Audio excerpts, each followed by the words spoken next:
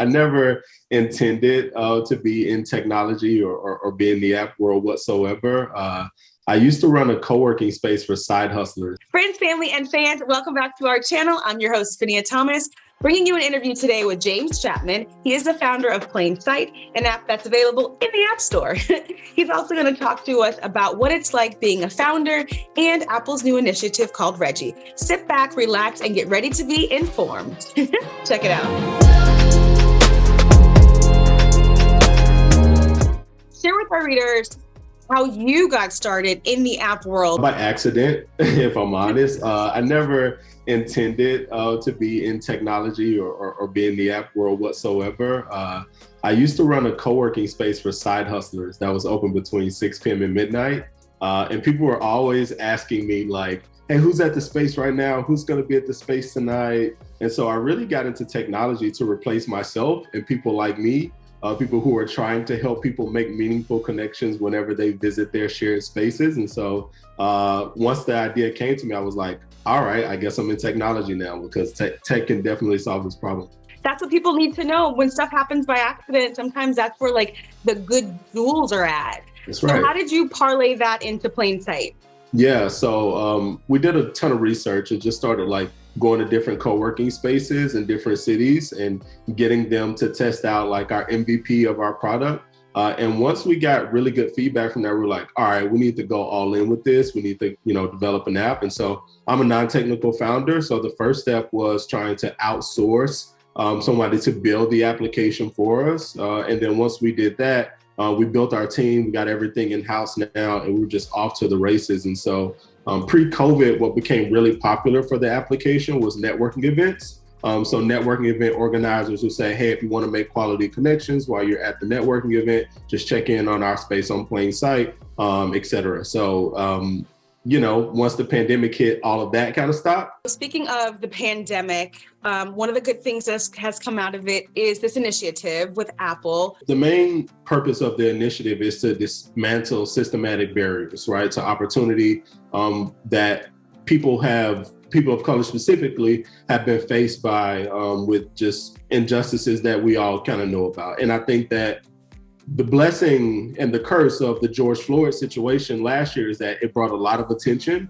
to what happens all across the country every day. And so, shout out to Apple for just stepping up and saying, we're going to do something about this. We're not just going to talk about it. We're going to put our money where our mouth is. This is wrong. And something needs to be done about it. And so, they've rolled out a number of initiatives like the Propel Center, the Developer Academy that's going to be happening in Detroit, $10 million in venture capital in partnership with Harlem Capital. And, the list goes on. How did you guys get connected with Apple? Did they reach out to you or did you guys reach out to them? October of 2020. And they were looking for developers in Detroit. And so I just got a random email one day. And I was like, yeah, this sounds cool. And so I shot them our press release and what we do.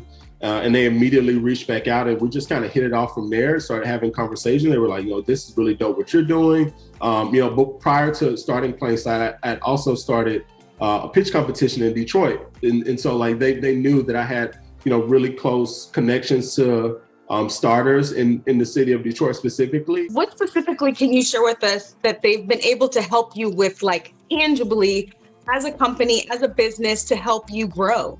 Yeah, so we've been talking a lot with a number of their teams on the technical side. So again, I'm a non-technical founder. And so trying to navigate through new releases and how to accept pay through Apple Pay and just all of these types of things, they've really been hands-on. And they're like, look, if you have any questions with the release, any question with functionality that you want to add, like don't hesitate to reach out to us. And I'm like, you're Apple telling me to do these things, right? And so like, that's just, it's just phenomenal. And it allows us to really focus on the business at hand. That is so dope. I love to hear that this big conglomerate is like really honing in and kind of holding your hand in moments where you need it. What role will you be playing? And I heard it earlier, do they say REJI or do they say REJI?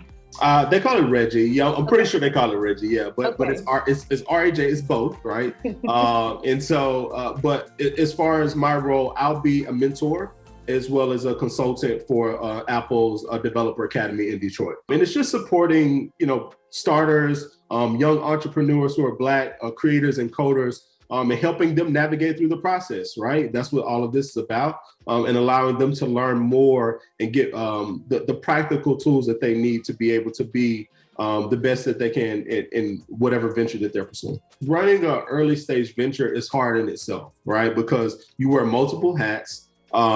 You don't always get enough sleep. You're always like thinking about what the next thing is going to be.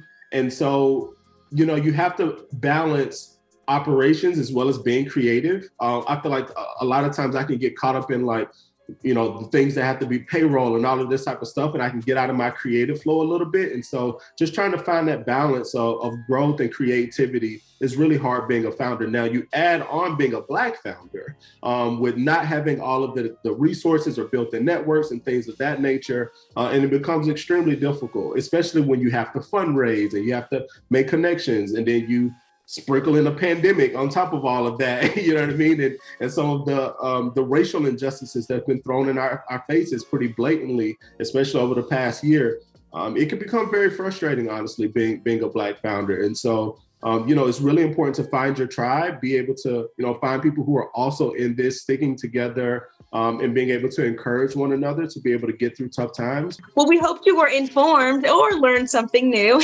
Don't forget to hit us up in the comment section. Let us know what questions you might have or what kind of interviews you'd like to hear. Also, don't forget to hit subscribe because we're going to be dropping interviews all week long.